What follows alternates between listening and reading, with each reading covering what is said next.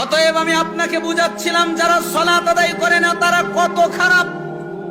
যে ব্যক্তি সালাত আদায় করে না সে যদি কোনো পশু জবে করে, মুরগি জবে করে, খাসি জবে করে, গরু জবে করে, অথবা হালাল কোনো প্রাণী জবে করে, তার জবেকৃত গোশত খাওয়া যাবে না। আপনি বাজারে গিয়েছেন, মুরগি কিনেছেন, ওই দোকানদার ছেলে আপনার মুরগিটা জবে করে দিয়েছে, আপনি একবারও তদন্ত করলেন না। আপনি বললেন ছেলে তো বিসমিল্লাহ বলেছে, আপনি তদন্ত করলেন না।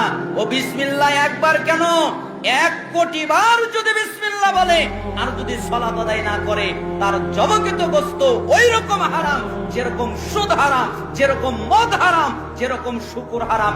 ঠিক বেনামাজি যদি জবে করে, ওর জবকৃত গোশত খাওয়া ওই রকমই হারাম। আপনি ওটা খেতে পারেন না, তাহলে বেনামাজি কত খারাপ। যারা সালাত আদায় করে না তারা যদি মারা যায়, তাদের জন্য কাফনের কাপড় কেনা জায়েজ নেই, তাদেরকে কাফনের কাপড় পরানো জায়েজ নেই, তাদেরকে গোসল দেওয়া জায়েজ নেই। গোসল একবার কেন, 1 কোটি বার যদি গোসল দেওয়া হয় ও কোনোদিন পবিত্র হবে না। ওকে যদি সাবানের মধ্যে চুবিয়ে রাখা হয় তাও পবিত্র হবে না। বেনামাজি যদি মারা যায়, মুসলমানের কবরস্থানে ওকে দাফন করা যায় না। ওকে কবরে রাখার সময় বিসমিল্লাহি ওয়া আলা মিল্লাতি রাসূলিল্লাহ এই বাক্য পাঠ করা যায় না। কোন কোন সালাফরা মজা করে বলেছেন যদি পড়তেই হয় তাহলে বলবে বিসমিল্লাহি ওয়া আলা মিল্লাতি ইবলিস, আমি তোকে ইবলিসের মিল্লাতে রাখলাম। কেন? সারা জীবন তুই ইবলিসকে মানতি, তাই ইবলিসের মিল্লাতে তোকে রাখলাম, তুই রাসূলের মিল্লাতে থাকার উপযুক্ত নয়। যারা সালাত আদায় করে না তাদের জানাজা নেই, তাদের কেউ জানাজা করতে পারবে না, তাদের জন্য রহমতের দোয়া করতে পারবে না, তাদের জন্য মাগফিরাতের দোয়া করতে পারবে না। আল্লাহর নবী তার মায়ের জন্য দোয়া করতে চায়, আল্লাহ অনুমতি দেয়নি। আল্লাহর নবী তার বাপের জন্য দোয়া করতে পারে না, আল্লাহর নবী তার চাচার জন্য দোয়া করতে পারে না, আল্লাহর নবী তার মায়ের জন্য দোয়া করতে পারে না।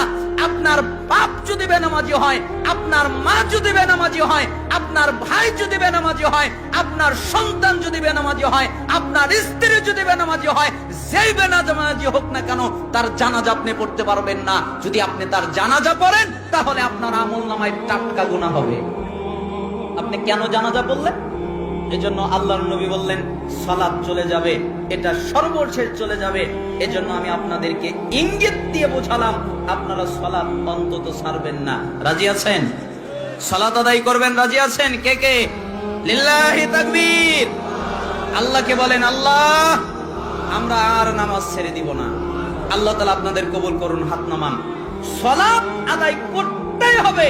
দাঁড়িয়ে সালাত আদায় করতে হয়, দাঁড়িয়ে পারেন না বসে পড়বেন, বসে সালাত আদায় করতে পারেন না শুয়ে পড়বেন, শুয়ে সালাত আদায় করতে পারেন না আঙ্গুলের ইশারায় পড়বেন, ইশারায় সালাত আদায় করতে পারেন না মনে মনে সালাত আদায় করবেন। সালাত আদায় করতেই হবে। সালাত আদায় করার জন্য পবিত্রতা লাগে, পবিত্রতার পানি নেই, ওযুর পানি নেই, তায়াম্মুম করে সালাত আদায় করবেন। তায়াম্মুমের মাটি নেই, বিনা ওযুতে বিনা তায়াম্মুমে সালাত আদায় করবেন। সালাত আদায় করতে ভালো পোশাক লাগে, ভালো পোশাক নেই, ছেঁড়া পোশাক পরে সালাত আদায় করবেন। ছেঁড়া পোশাক নেই, নোংরা পোশাক পরে সালাত আদায় করবেন।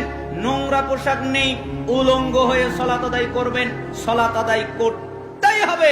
এই জন্য আল্লাহ নবী সাল্লাল্লাহু আলাইহি সাল্লাম বললেন সর্বপ্রথম শাসন ব্যবস্থা যাবে, এরপরে নামাজ যাবে।